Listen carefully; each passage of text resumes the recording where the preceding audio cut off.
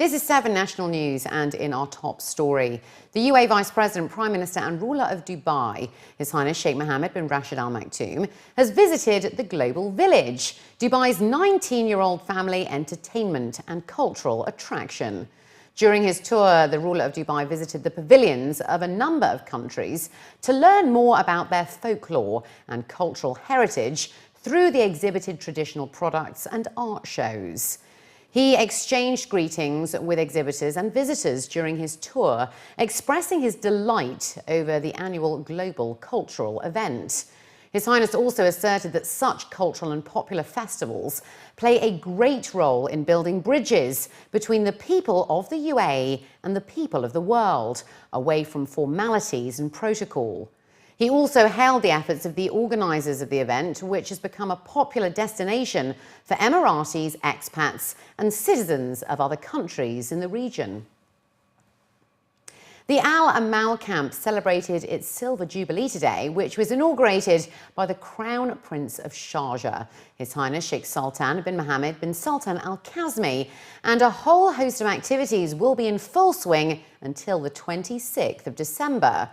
Sharjah City for Humanitarian Services organised the 25th edition celebrations under the slogan, "To know each other." The camp welcomes students not only from the SCHS, but from different institutes for special needs children who will take part in a number of exciting shows, contests and sports throughout the week. Visitors are also free to join campers in their activities. Delegations from Kyrgyzstan and Malaysia also took part in the festive occasion.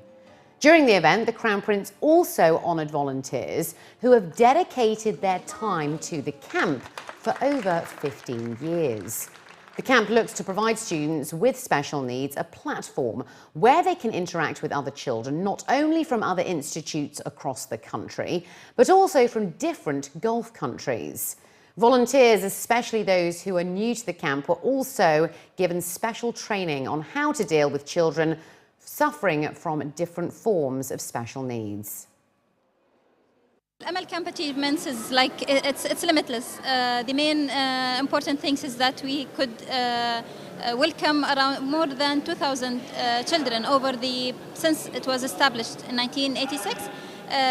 And also we could train volunteers to work with persons with disabilities.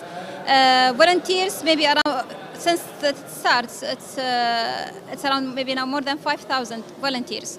The idea is that we could spread the knowledge of volunteer works and recreation for persons with disabilities over the countries. Now our camp is a model for all of the other countries to establish camps for children with disabilities. Now they are taking our experience and it's spread around the world. This is the first experience that our delegation from the Kyrgyz Republic visiting to such interesting, such beneficial place like Sharjah City for Humanitarian Services, and our expectations from the visit is really huge because we'd like to see that our children with special needs will get the positive emotions, will get the good feelings, and will never forget such beautiful trip like they do today. The Roads and Transport Authority has awarded a 180 million dirham contract to construct internal roads at Mamzar and Al Nahda 1. The Board of Directors of the Roads and Transport Authority, chaired by His Excellency Mata Al Taya, the chairman of the board and executive director of the RTA, made the announcement, which comes as a part of Phase 3 of the 5-year plan 2012 to 2016.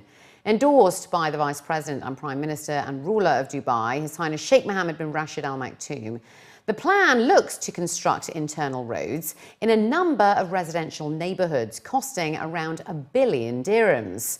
Al Tai was quoted as saying that the new project will see the construction of single and dual carriageways, the improvement of the existing roads network, designating areas for car parks and streamlining the existing ones, transforming 10 new locations into parallel parking, as well as signage and drainage systems.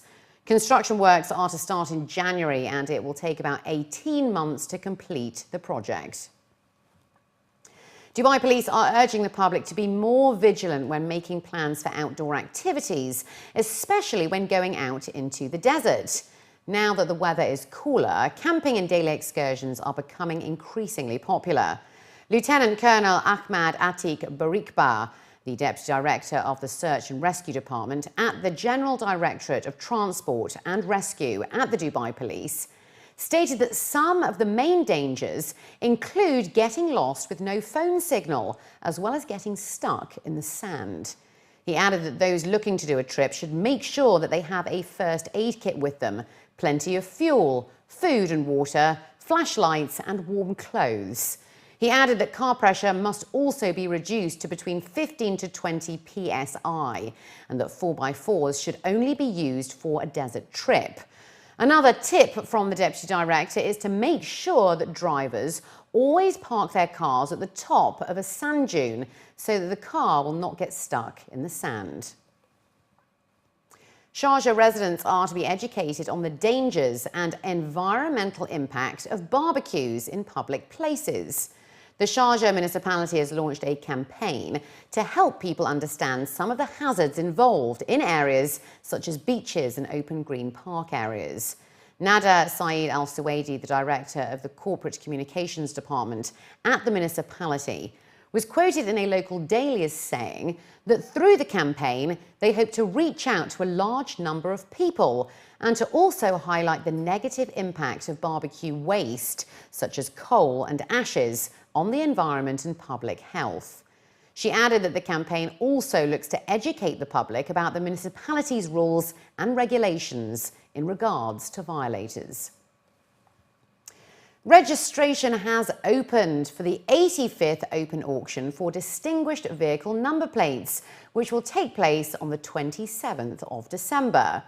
Organised by the licensing agency at the Roads and Transport Authority, the event will be held at the Intercontinental Hotel over in Festival City, where around 100 different number plates will be on offer, boasting 1, 3, 2, 3, 4 and 5 digits, spanning H, I, J, K, L, M, N and O codes. In order to register, a security deposit of 25,000 dirhams is required. Mohammed Abdul Karim Nimat, the Director of Vehicles Licensing at the RTA, was quoted as saying that registration will continue until the day of the auction, from 2 p.m. to 4 p.m, and that the auction itself will start at 4:30 p.m. Participants can register by visiting any of the RTA customer service centres in Dubai or via their website. The public can now enjoy more accessibility to Dubai police services through a new platform. Dubai Smart Government has announced that Dubai Police has become the 10th government entity to join the MyID platform, which allows customers to log in to access a range of services from government entities. Customers can register into MyID through smartphones and the internet, where traffic fines can be paid, crimes and road accidents can be reported. Inquiring about the status of roads can also be done, as well as applying for good conduct certificates, requests to communicate with suppliers, reporting a bounced cheque, and filing tourist security complaints, among others. According to the latest statistics announced by the DSG, as many as 38,000 users have registered for the service. And finally, looking to other news now, Dubai Duty Free celebrated its 31st anniversary on Saturday and offered a 25% discount to customers to mark the occasion for 72 hours, totaling 188.86 million dirhams in sales. This marks a 21.85% increase over the same three-day period in 2013, which was available for all departing, transiting and arriving passengers at Dubai International Airport and at Al Maktoum International Airport, Dubai World Central. Dubai Duty Free created a party-like atmosphere throughout its retail operation, where customers could enjoy a Millennium Millionaire draw, a Finest Surprise Luxury Car draw, and a number of other promotional activities that involved both travellers and the staff. The busiest day passenger-wise was on Friday the 19th of December, when over 80,000 passengers used Dubai International Airport and spent 44.17 million dirhams. On the anniversary day itself, the 20th of December, Dubai duty-free daily sales reached over 107 million dirhams in the 24-hour period. Perfumes was the highest selling category with sales of 27.86 million dirhams, followed by watches in second place with sales of 25.3 million, and then cosmetics with sales of 13.89 million dirhams. Our year has been very successful. We're going to finish with business this year of 1.9 billion US dollars. We've just now drawn $1 million for winner. It's the $180 million we've given away. We've drawn some motor cars. Our original staff members drew them for us. We've presented a young man with a motor car that he won, but we also have some staff awards to give out today of our staff who have been, exemplary in their service. We do a staff draw today from their benefit fund, and a number of our staff will win today, 5,000 dirhams, 10,000 dirhams, but totaling 120,000 dirhams. And it's a very exciting day for all of us. Well, we're going to break $2 billion sales next year. We are budgeting sales in dirhams of 7.7 billion dirhams. We're also in April next year going to open Concourse D at the airport, and Dubai Duty Free are putting an additional 7,000 square meters of retail space in there, and it's going to be very exciting.